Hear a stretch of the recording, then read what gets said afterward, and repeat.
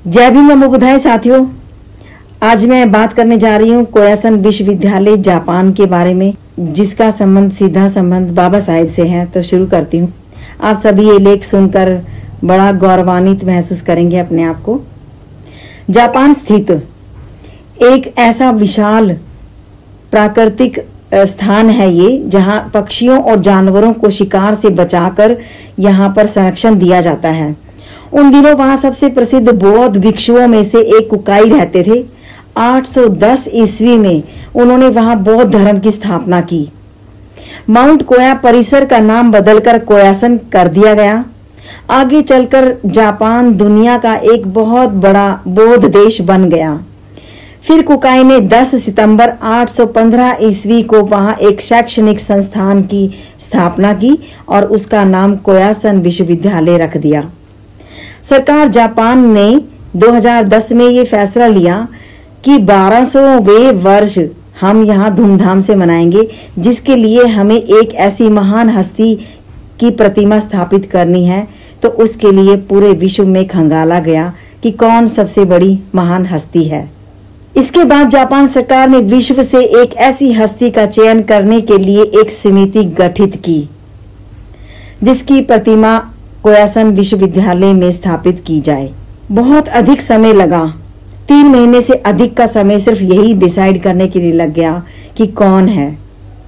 अंत में उनकी नजर पड़ी भारत के एक महान हस्ती बाबा साहेब अम्बेडकर पर, और सभी लोगों के लिए एक अत्यंत प्रसन्नता का क्षण था कि समिति ने हमारे ईश्वर भारत रत्न बाबा साहेब डॉक्टर भीमराव अम्बेडकर को विश्व की महानतम हस्ती के रूप में चुना, जिनकी प्रतिमा कोयासन विश्वविद्यालय में स्थापित की जाएगी।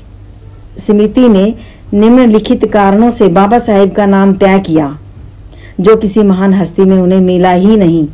वे विधिवेता, अर्थशास्त्री, राजनीतिज्ञ, सामान्यज्ञ, बौद्ध और समाज सुधारक थे, और एक ऐसे प्रतिभाशाली छात्र थे जिन्होंने कोलंबिया विश्वविद्यालय और लंदन स्कूल ऑफ इकोनॉमिक्स से कानून की डिग्री और डॉक्टरेट की उपाधियां भी प्राप्त की।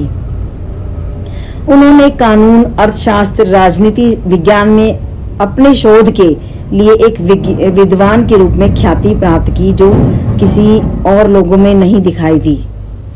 उन्होंने 14 अक्टूबर 1956 को एक ऐसा महानतम सबसे अलग कार्य किया कि अपने 6 लाख स्वयंसेवकों के साथ बौद्ध धर्म अपना लिया। और यह एक ऐसा इतिहास है कि एक ही समय में 6 लाख से ज्यादा लोगों ने बौद्ध धर्म अपनाया। जब ये फैसला किया गया कि महान हस्ती बाबा साहेब अम्बेडकर की प्रतिमा लगाई जाए, तो उन्होंने सोचा कि किसको इसके लिए बुलाया जाए। इस काम के लिए उन्होंने महाराष्ट्र के वास्तुकार बालकृष्ण को कोयासन विश्वविद्यालय में स्थापित की जाने वाली बाबा साहेब की प्रतिमा के निर्माण हेतु कार्य दिया गया। डॉक्टर अंबेडकर की प्रतिमा का निर्माण कार्य दिसंबर 2014 में शुरू हुआ था और मार्च 2015 में पूरा हो गया।